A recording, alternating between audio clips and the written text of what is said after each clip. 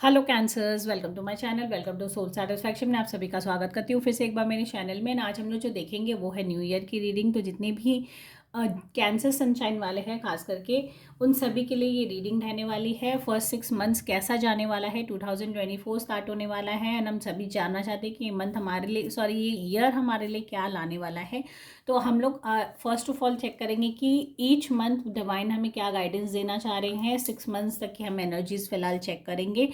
And guys ये love reading होने वाली है, कलेक्टिव गाइडेंस है मेरे सारे व्यूवर्स के लिए, जनरल रीडिंग है। तो अगर आप वीडियो से रेजोनेट होते हो, कनेक्ट होते हो तो मुझे कमेंट सेक्शन में ज़रूर बताएगा। साथ ही साथ अगर अभी तक फॉलो नहीं किया तो फॉलो कर लीजिएगा। सो आज हम लोग जो देखेंगे वो है लव रिलेशनशिप। तो अपकमिंग 6 मंथ्स के लिए कैसी एनर्जीज है, कैसा रहने वाला है आपका रिलेशनशिप। एंड अगर आप रिलेशनशिप में हो तो कैसा रहने वाला है, नहीं भी हो या ब्रेकअप है, सेपरेशन है, या अगर फ़िलहाल आप सिंगल्स भी हो तो उन सभी के लिए ये मैं रीडिंग कर रही हूँ। तो अपनी एनर्जीज़ को उससे कनेक्ट करने की कोशिश करिए एंड अगर आपके लाइफ में कोई पॉजिटिव चेंजेस मैं ला पाती हूँ तो डेफिनेटली मुझे बताइएगा। एंड अगर किसी को पर्सनल रीडिंग भी करानी है तो मेरा मेल एड्रेस डिस्क्रिप्शन बॉक्स में दिया, वहाँ मुझे कॉन्टैक्ट कर सकते हो। एंड अगर कोई पर्टिकुलर टॉपिक में आपको रीडिंग करानी तो वो भी आप मुझे कमेंट सेक्शन में बता सकते हो। ओके, तो चलिए स्टार्ट कर लेते हैं, देख लेते हैं जितने भी कैंसर सनशाइन वाले हैं उनके लिए अपकमिंग 6 मंथ जनवरी से लेकर जून तक की कैसी एनर्जीज है डिवाइन बताइए। जितने भी कैंसर सनशाइन वाले हैं रिलेशनशिप में हैं और ऑलरेडी सेपरेटेड है, ब्रेकअप हो चुका है, सिंगल्स है, मतलब कोई भी ऐसा सिचुएशन है लव रिलेटेड, तो क्या रीडिंग है डिवाइन हमें क्या गाइडेंस देना चाहते हैं अपकमिंग 6 मंथ्स 2024 की कैसी एनर्जीज है। तो देख लेते हैं डिवाइन बताए कैंसर्स के लिए रिलेशनशिप को लेके जनवरी मंथ कैसा रहने वाला है, क्या गाइडेंस आप दोगे जनवरी मंथ के लिए। ओके, तो फर्स्ट कार्ड आया night of swords which is good. Second भी आया 5 ऑफ स्वॉर्ड्स। तो अगर आप यहाँ देखो तो यहाँ स्वॉर्ड्स की एनर्जीज है, रिलेशनशिप को लेके थोड़ा टेंशन चल रहा है आपके लाइफ में। जो एनर्जीज मैं फील कर पा रही हूँ, कुछ ना कुछ स्ट्रेस्ड रहने वाला है अपकमिंग मंथ आपका।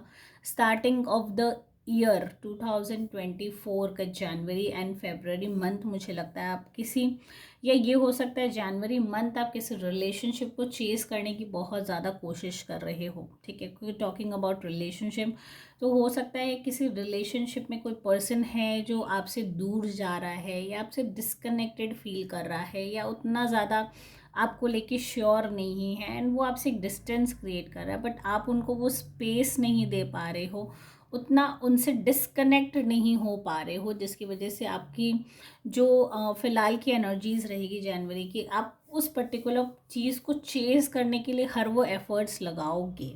ठीक है, तो यहाँ मुझे यही लगता है इस चेज़ करने वाली जो सिचुएशन है जिसको आप हासिल करना चाहते हो, ये अपना ड्रीम डिज़ायर आप अपना पूरा करना चाहते हो, तो वो आपको कहीं ना कहीं अपकमिंग मंथ में जब आप वो चीज़ अचीव नहीं कर पाओगे या वो चीज़ आपको नहीं मिल पाएगी तो हो सकता है उसके लिए आप बहुत ज़्यादा स्ट्रेस्ड आउट भी फील करो। ठीक है, तो starting January and February month थोड़े से मेंटल टेंशन आपको दे सकते हैं, थोड़ा सा आप एनजाइटी महसूस कर सकते हो, थोड़ा सा लो फील कर सकते हो, या थोड़ा सा मतलब माइंड रिलेटेड इश्यूज हो सकते हैं, डिप्रेशन टाइप फीलिंग हो सकता है, अपसेट रह सकते हो। तो ऐसी सिचुएशन, बिकॉज जब हमें जो डिज़ायर वो नहीं मिलती तो हम बहुत डिफरेंटली बिहेव करते हैं, बहुत ज़्यादा अपनी चीज़ों से अनसेटिस्फाइड होने की वजह से हम बहुत ज़्यादा अजीब तरीके का रिएक्शन करते हैं अपनी लाइफ में।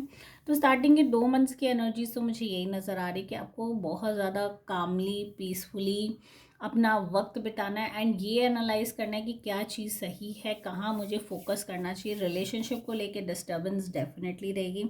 अगर आप ऑलरेडी रिलेशनशिप में हो फिर भी मुझे लगता है कि थोड़े से लोग आपको मैनिपुलेट कर सकते हैं, लोग आपको मतलब अपनी बातों में बहला सकते हैं, आपको अंडर प्रेशर कर सकते हैं।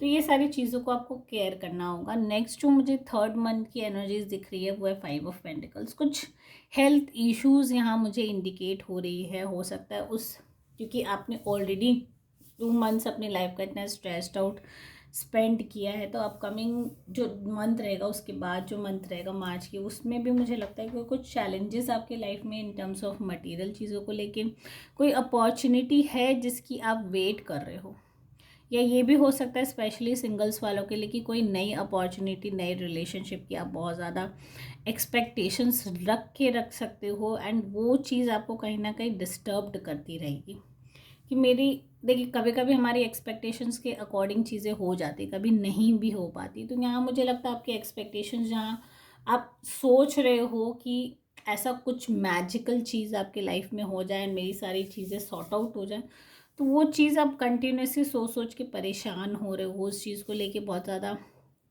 आप कंफर्टेबल भी फील नहीं हो रहे हो, एंड कहीं ना कहीं माइंड बहुत ज़्यादा उस चीज़ को लेके अपसेट भी है। तो सिंगल्स वालों के लिए एनर्जीज मुझे डेफिनेटली नज़र आती है।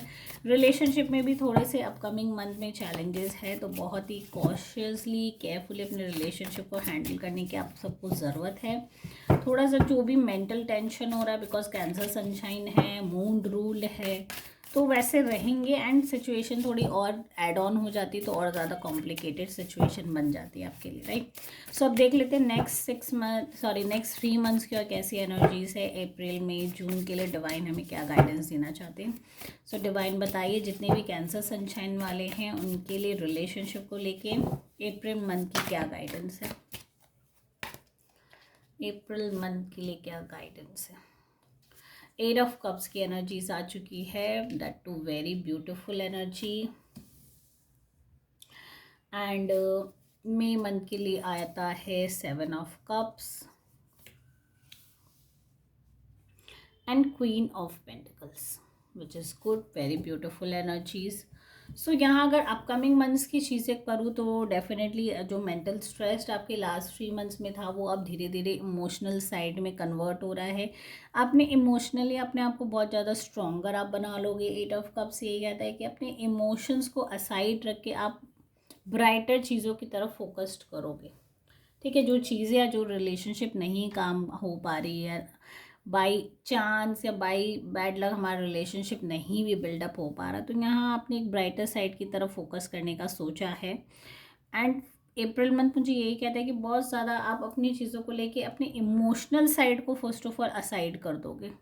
जो एक इमोशनल सिचुएशन है जो हमें वीक करती है, इंटरनली हम वीक महसूस करते हैं, लो महसूस करते हैं, उस चीज़ को फ़िलहाल के लिए आप गुड बाय कर रहे हो, विच इज़ गुड। उसको पीछे छोड़ के आगे ब्राइटर फ्यूचर या अपने करियर की तरफ हो सकता है, या कोई और एक नई चीज़ आपकी लाइफ में हो सकती है, वो depend on situation to situation. तो आप उस चीज़ की तरफ फॉरवर्ड होते हुए नज़र आ रहे हो, ठीक है।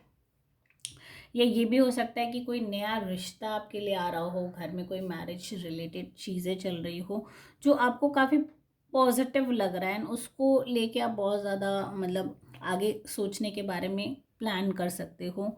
सो अगर मैं मई मंथ की एनर्जीज देखूँ, 7 ऑफ कप से कुछ मेंटल कन्फ्यूजन्स आपको अगेन यहाँ पे फेस करना पड़ सकता है, बिकॉज देखिए इमोशंस है, कभी किसी के तरफ रहते नहीं रहते। तो यहाँ ये हो सकता है कि आपके सामने एक से ज़्यादा रिलेशनशिप का अपॉर्चुनिटी हो, एंड आप ये नहीं जज कर पा रहे हो कि मेरे लिए क्या सही हो सकता है, कौन सा रिलेशनशिप मेरे लिए आगे जाके बहुत ज़्यादा पॉजिटिव रह सकता है, या हम बहुत ज़्यादा कनेक्टेड महसूस कर सकते हैं। तो ये एनर्जीज मुझे ज़्यादा महसूस होती है, बिकॉज 7 ऑफ कप्स है। मेंटल कन्फ्यूजन इस मंथ रह सकता है आपको, अपनी चीज़ों को लेकर आप अनश्योर अनक्लियर भी हो सकते हैं।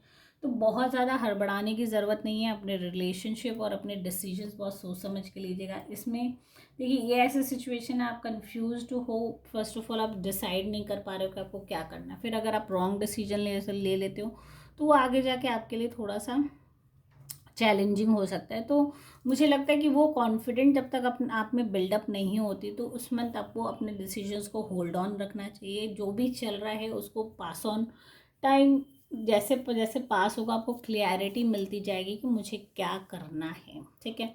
लास्ट अगर मैं मंथ की बात करूँ, जून मंथ की, तो बहुत अच्छा एक पॉजिटिविटी आप में महसूस होगी। आपको खुद क्वीन ऑफ पेंटिकल्स का कार्ड है, बहुत ही डाउन टू अर्थ फीलिंग होगी, बहुत ज़्यादा कनेक्टेड फील होंगे, एंड बहुत ज़्यादा सक्सेसफुल भी इस मंथ आप हो सकते हो, whether in terms of relationship. एक हैप्पियर मोमेंट, एक सेल्फ जो होता है ना कि सेल्फ ऑब्सेस कह सकते हो, सेल्फ कंटेंट कह सकते हो, सेटिस्फैक्शन कह सकते हो।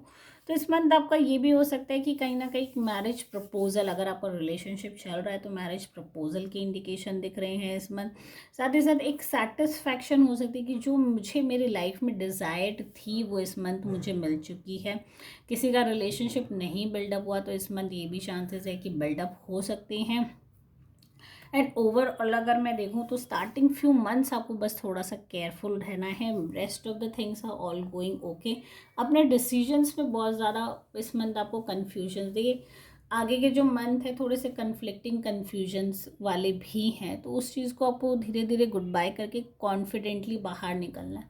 तो बाय 6 मंथ आपको वो कॉन्फिडेंस अपने आप में महसूस होगा, और अपने डिसीजन मेकिंग पावर तब आप अगर यूटिलाइज करते हो तो शायद आपको रिजल्ट्स भी उसी के अच्छे रिजल्ट्स भी आपको डेफिनेटली मिलेंगे। Okay, so overall Cancers is a beautiful year, I am very happy new year to you all and I hope आप इस रीडिंग से कनेक्ट हो पा रहे हो। अगर होते हो तो मुझे कमेंट सेक्शन में ज़रूर बताएगा। साथ ही साथ अगर अभी तक फॉलो नहीं किया तो फॉलो कर लीजिए। Thank you guys for watching my video. Take care all, bye bye.